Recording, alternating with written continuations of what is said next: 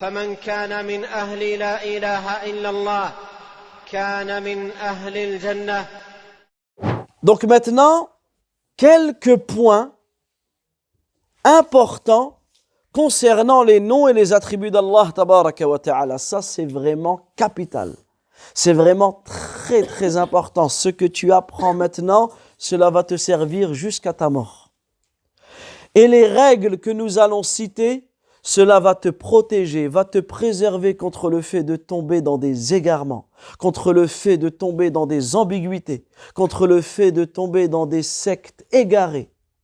Parce que dans l'islam, il y a des personnes qui s'apparentent à l'islam, mais avec une croyance erronée, avec une fausse croyance. Et toi, si tu es ignorant de ces choses-là, ben demain, n'importe quelle personne, elle vient, elle te donne des ambiguïtés, tu risques de tomber avec elle. Tu risques de tomber avec elle dans des mauvaises choses. C'est pour cela qu'il est capital de connaître notre aqidah, de connaître notre croyance, la croyance authentique, afin d'être préservé de quoi? De l'égarement. Donc là, on va citer quelques points importants concernant les noms et les attributs d'Allah, tabaraka wa ta'ala. Sachez qu'à l'examen, ça c'est sûr que ça tombe. Quand je dis ça, soyez bien attentifs, d'accord? Premièrement, l'obligation d'affirmer tous les noms et les attributs. Retiens cette règle, elle est capitale. Tu es obligé d'affirmer tous les noms d'Allah tabaraka wa ta'ala et tous les attributs. Ça veut dire quoi? Ça veut dire que il est obligatoire pour le musulman et pour la musulmane de croire à tout ce qui est venu comme nom d'Allah et comme attribut d'Allah. Mais on a dit c'est où qu'on les trouve? Premièrement dans le Coran. Dans le Coran, tous les noms d'Allah tabaraka wa ta'ala qui sont présents dans le Coran et tous les attributs d'Allah azza wa jal qui sont présents dans le Coran, je suis obligé d'y croire.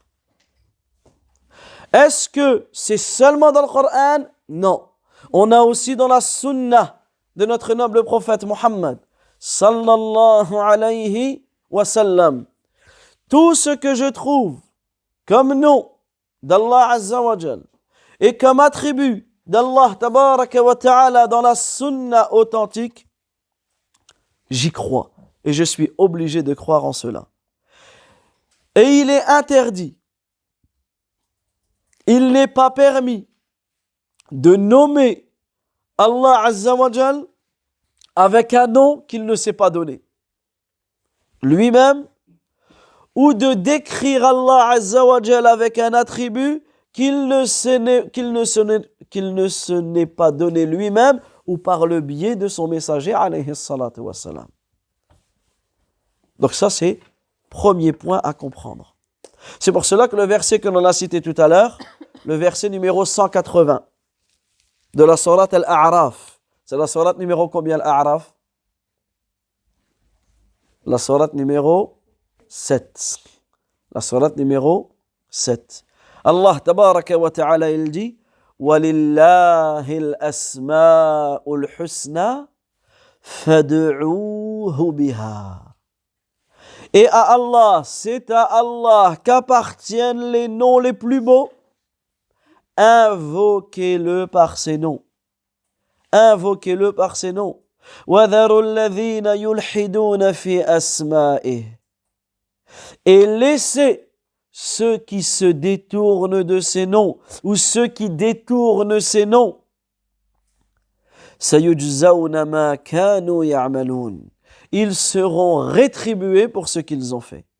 Ils seront rétribués pour ce qu'ils ont fait. Ici, Allah tabaraka wa ta'ala nous affirme qu'il possède les noms les plus beaux. Et l'imam Ahmad, rahmatullahi alayhi, qu'est-ce qu'il dit l'imam Ahmad? Il dit,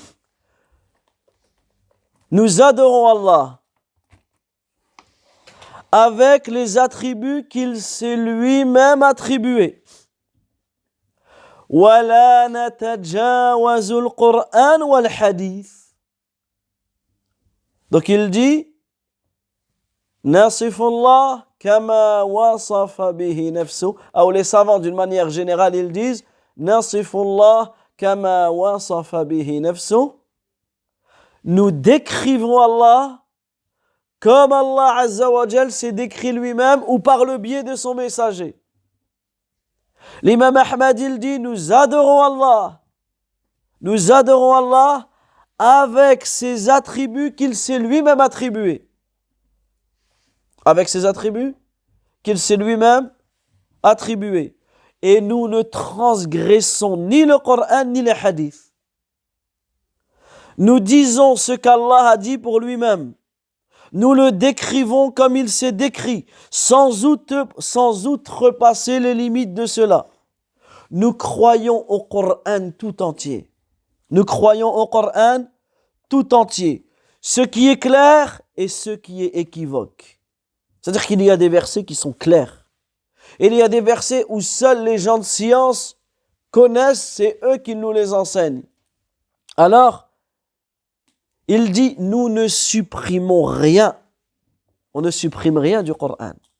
Et nous ne faisons disparaître rien du tout à propos d'un attribut qui a été cité dans les textes.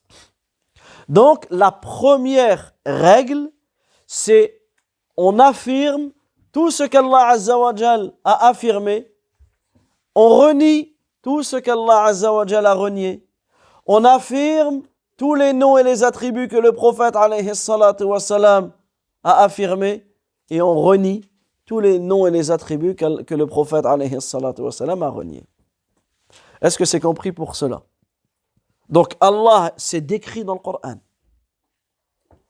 Le prophète sallallahu alayhi wa sallam a décrit aussi Allah azza wa jal. Dans ce cas-là, je nomme et je décris Allah tabaraka wa ta'ala que par cela. Je n'invente rien de ma tête. Et si une personne nous apporte un nom ou un attribut, il doit nous apporter la preuve. Et la preuve se trouve dans le Coran et dans la Sunna. La deuxième chose, c'est l'interdiction de l'anthropomorphisme. C'est quoi l'anthropomorphisme? Ma huwa, c'est quoi l'anthropomorphisme? Naam. C'est des attributs qui sont propres aux hommes. Enfin, on ne peut pas dire que Allah avec des attributs qui sont... Alors, c'est pas tout à fait ça. L'anthropomorphisme, c'est le fait de faire ressembler Allah à ses créatures. Retenez. C'est le fait de faire ressembler Allah à ses créatures. Parce qu'il y a des sectes qui se sont égarées comme ça. Ils ont dit, les mains d'Allah sont exactement comme nos mains. La parole d'Allah, c'est la même que la nôtre. Ils ont fait ressembler Allah à ses créatures. Est-ce qu'Allah Azza wa Jal ressemble à ses créatures? Non. Laysa kamithlihi shay. Il n'y a rien qui lui ressemble. Hal ta'lamu lahu samiyya.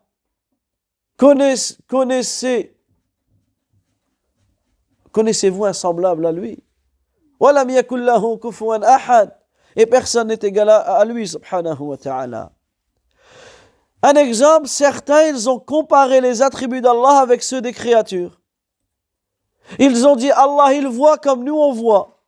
La vue d'Allah est comme celle de l'être humain. La science d'Allah est comme celle des êtres humains. Est-ce que c'est bon ça? Est-ce que c'est vrai ça? Est-ce qu'Allah il voit? Oui, ça c'est un attribut d'Allah. Allah il s'est décrit comme en ayant cet attribut qui est la vue. En ayant cet attribut qui est la parole. Allah Azza wa Jal il s'est décrit comme cela. Par contre, est-ce que sa vue est comparable à la nôtre? C'est incomparable. Ça n'a rien à voir. Allah Azza wa Jal, il voit d'une vision qui est spécifique à lui.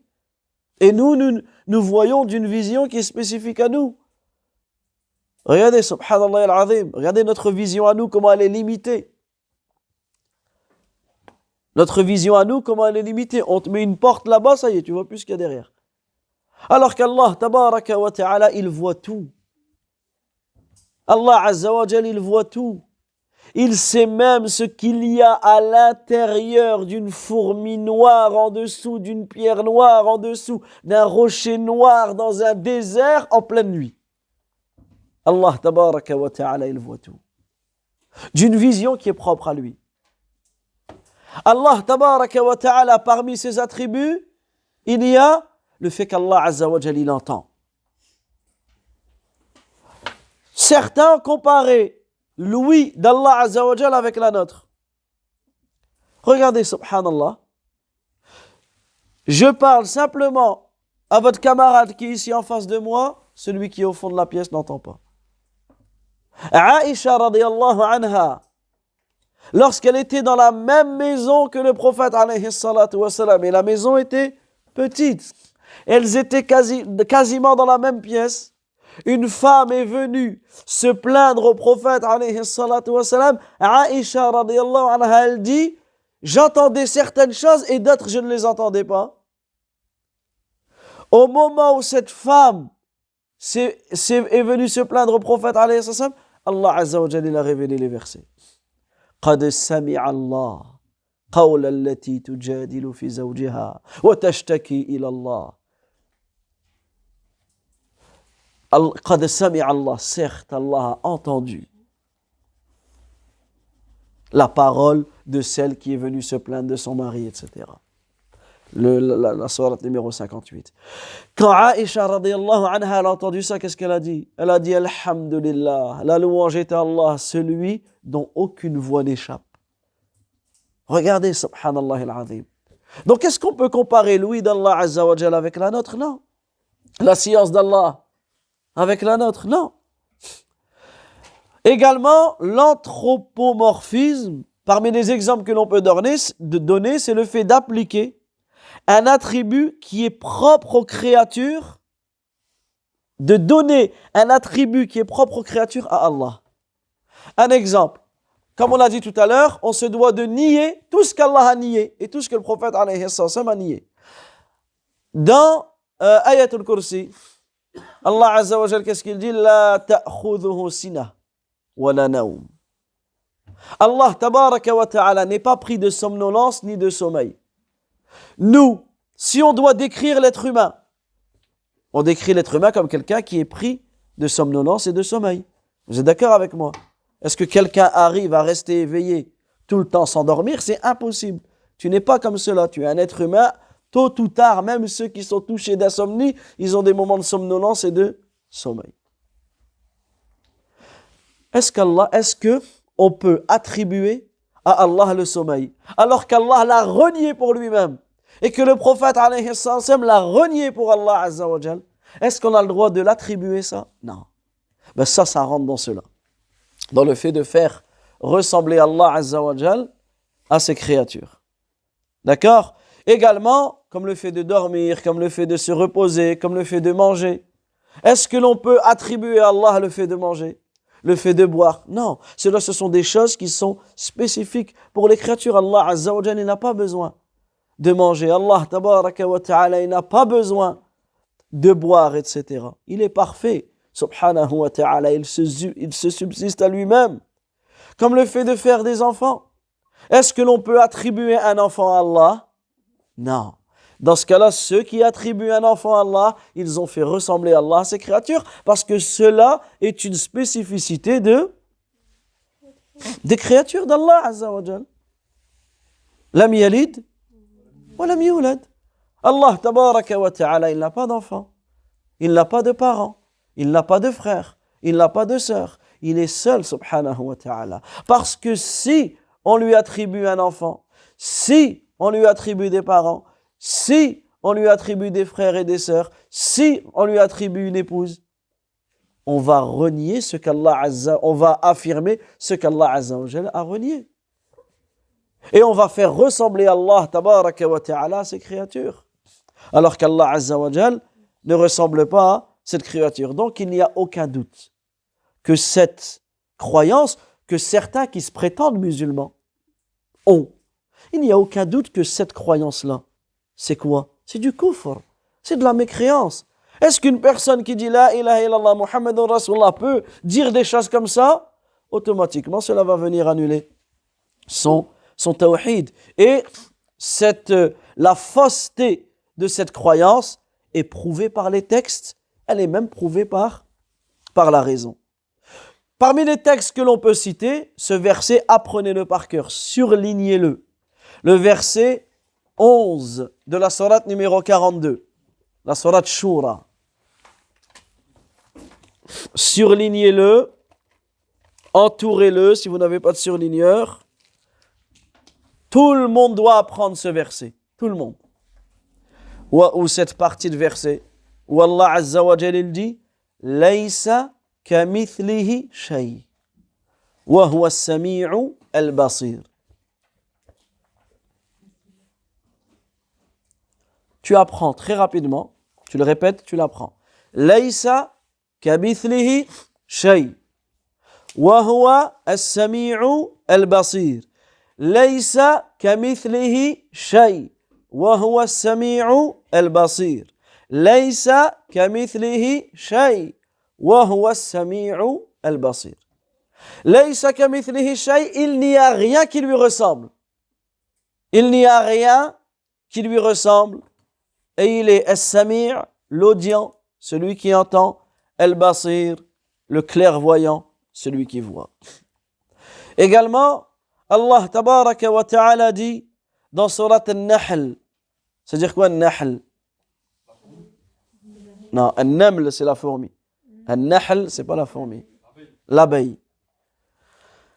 Le verset 17, Allah tabaraka wa ta'ala qu'est-ce qu'il dit? Afaman yakhluqu kaman la yakhluq afala tadhakkarun. Celui qui crée est-il semblable à celui qui ne crée rien? Ne vous souvenez-vous donc pas? Est-ce que celui qui crée les créatures est pareil à celui qui n'a pas cette capacité de créer? Non. On se doit de se souvenir de cela. Également, Allah Azza wa Jalla il dit Rabbus samawati wal ard wa ma baynahuma fa'budhu wastabir li'ibadati hal ta'lamu lahu samiyya.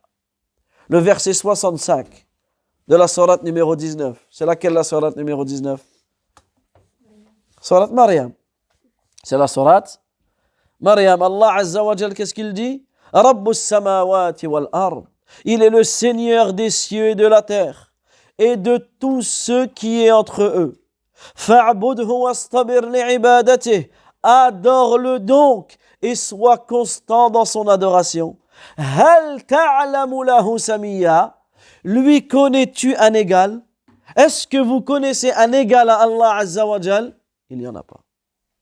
Également Allah Tabaraka wa Ta'ala il dit dans la sourate Al-Ikhlas, le dernier verset, c'est la sourate numéro combien l'Ikhlas? 112. Il y a combien de sourates dans le Coran? 114. 114, 113, 112. وَلَمْ يَكُنْ لَهُ كُفُوًا أَحَدٌ وَلَمْ يَكُنْ لَهُ كُفُوًا أَحَدٌ. Et nul, personne n'est égal à lui, subhanahu wa ta'ala. Donc on a dit, le fait de faire ressembler Allah tabaraka wa ta'ala, le fait de faire ressembler Allah azza wa jal à ses créatures, cela est interdit. Parce que c'est lui le créateur, personne n'a créé Allah azza wa jal. Il est parfait, il n'a pas eu besoin d'être créé comme nous on a eu besoin d'être créé. Donc on voit qu'en réalité même la raison peut répondre à cela. Toute personne qui est dotée d'une raison, il sait qu'il y a des différences entre le créateur d'une chose et la créature, et celle qu'il a été et ce qu'il a créé. L'essence des deux choses est automatiquement différente. Donc automatiquement leur description aussi. Parce que toute chose existante possède des attributs qui lui sont propres. Je vous donne des exemples. Prenons l'exemple d'un éléphant. Tu prends l'exemple d'un éléphant et d'une fourmi. L'éléphant, il voit ou il ne voit pas? La fourmi, elle voit ou elle ne voit pas? Est-ce que la vue de la fourmi, c'est la même que celle de l'éléphant? L'éléphant, il y a des pattes ou il n'y a pas de pattes? L'araignée ou la fourmi, elles ont des pattes ou elles n'ont pas de pattes? Est-ce que la patte de l'éléphant, c'est la même que la patte de la fourmi? Ça n'a strictement rien à voir. On appelle ça une patte pour l'éléphant. On appelle ça une patte pour la fourmi. Dans le nom, c'est le même. Mais est-ce que la forme, c'est la même? Est-ce que c'est la même chose? Est-ce que c'est la même capacité? Ça n'a strictement rien à voir. Regardez, subhanallah, tu compares l'éléphant et la fourmi, tu comprends que à partir de deux créatures, elles sont complètement différentes. Donc automatiquement, leur description est différente. Même si j'appelle ça une patte et une patte. Même si j'appelle ça une vue et une vue, des yeux et des yeux. Vous comprenez ou pas? Un éléphant, il possède des attributs qui lui sont propres en fonction de son être. Il possède une vue, des pattes, une force en fonction de son être. L'éléphant, il est fort ou pas? La fourmi, est-ce qu'elle a une force en fonction de son être? Bien sûr, la fourmi, elle arrive à te porter des choses en fonction d'elle, elle a une certaine force. Mais est-ce que la force de l'éléphant, elle est comparable à la force de la fourmi? Une fourmi qui te lève un éléphant et qui te lève... Non.